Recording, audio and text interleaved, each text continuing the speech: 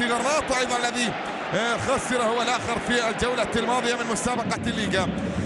الأمور من خلال بداية اللقاء هنا في هذه الأسود من خلال مباراة اليوم بوجود المدرب الأسباني لويس إنريكي، فونتاس، غوستافو كابرال وأوغو مايو، وفي المنتصف رافينيا وبورخا أوبينا، وفي 26 سنة المهاجم يوسف العربي الذي كان لاعبا لنادي كان هنالك في بطولة البحث عن الكرة العرضية. تأتي العرضية في اللقطة الماضية، لا زالت المحاولة مستمرة والخطورة قائمة.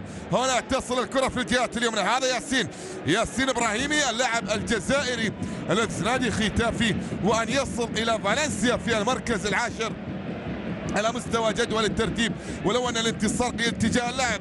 وصلت المحاولة عن طريق ياسين إبراهيمي، مسألة هي قليلة جدا من خلال السنوات الماضية، لكن أيضا الموسمين الماضيين هم معا في بطولة الدوري الإسباني. كرة فيها محاولة في تشكيلة المدرب لوكاس الكراز. بالمناسبة عنده هاتريك، هي لا زالت حاضرة بالنسبة لنادي سيلتا فيغو من أجل أن يكون متواجدا. أنه ودع من دور ال16 أمام نادي فيردر بريمن في بطولة الدوري أو كأس الاتحاد الأوروبي سابقا. في الموسم الماضي يعني كان في المركز رقم 15، وفي هذا الموسم الآمال تزداد من أجل الحصول على مقعد أوروبي. كرة فيها محاولة ملعوبة في الجهات، صفراء تأتي على غوستافو كابرال المدافع الأرجنتيني في تشكيلة ألانينوم، اللاعب المعار من نادي أودينيسي. وبالمناسبة الماضية فيها تمريرة خاطئة من لاعب نادي سيلتا فيغو، بعد ذلك وصلت إلى ياسين إبراهيمي اللي نجح من خلالها في الحصول على ركلة ركنية الآن اليسرى، لكن أفضلية لنادي غرناطة. كرة ملعوبة الآن في منطقة الجزاء. ياسين اليوم أيضا يغيب عن التشكيلة الاحتياطية أو الأساسية اللاعب الجزائري الآخر في تشكيلة.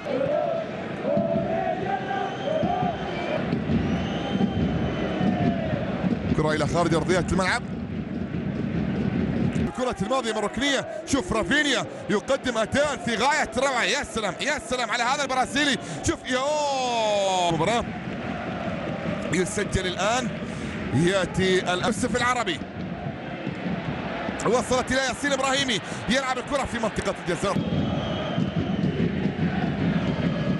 شوف التسديد الماضية لما سجل يوسف العربي. لا يخسر نادي غرناطة، لا يخسر لمصلحة نادي غرناطة عن طريق تواجد في يعني المناطق الأمامية بشكل ماينز.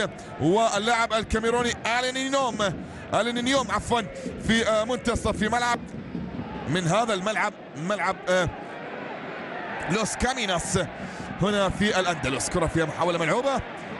اللقطة الماضية المحاولة الموجود من خلال اللقطة الماضية ربما هي ركلة حرة غير مباشرة عموما لمصلحة نادي عميني تورا، يمنعها فرصة هدف محقق لسيلتا فيغو. عادة يأتي عن طريق المدرب الأسباني المدرب لويس إنريكي ما بين جماهيره في الجولة القادمة ليواجه نادي أتلتيك بلباو في الجولة. رقيب يغيب، لكن عندما يأتي بشيء يأتي بخطورة، وقد يسجل أيضا في اللحظات القادمة.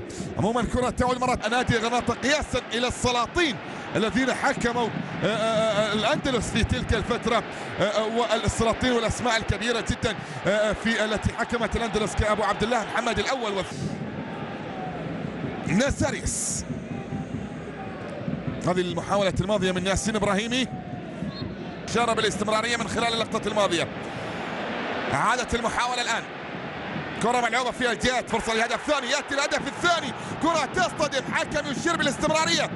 لا زالت المحاولة مستمرة وجديدة، لكن بعد ذلك المحاولة اصطدمت في المدافع.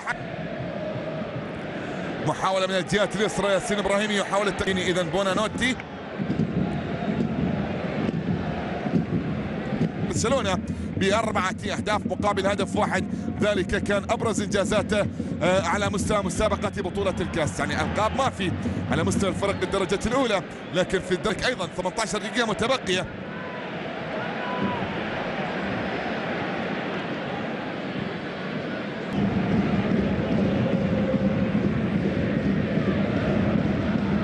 بالكعب ملعوبة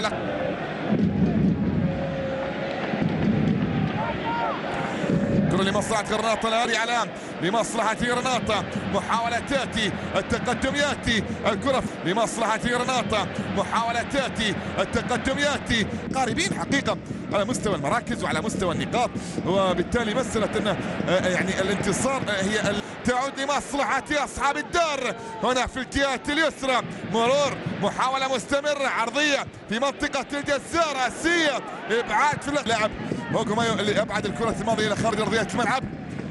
كرة فيها مرور، تدخل في اللقطة الماضية أنطونيو ماتيو، حكم الذي أدى مسابقة بطولة اليويفا تشامبيونز ليج، آخرها مباراة الانتصار لنادي أرسنال على أولمبيك مارسيليا بيتس أيضا، وتحول بعد ذلك إلى الدنمارك مع نادي في المحاولة الماضية. كرة إلى المنتصف الآن، ياسين إبراهيمي، خطأ من ياسين، أبعدت من أمام، وصلت في الجهة اليسرى. ياسين إبراهيمي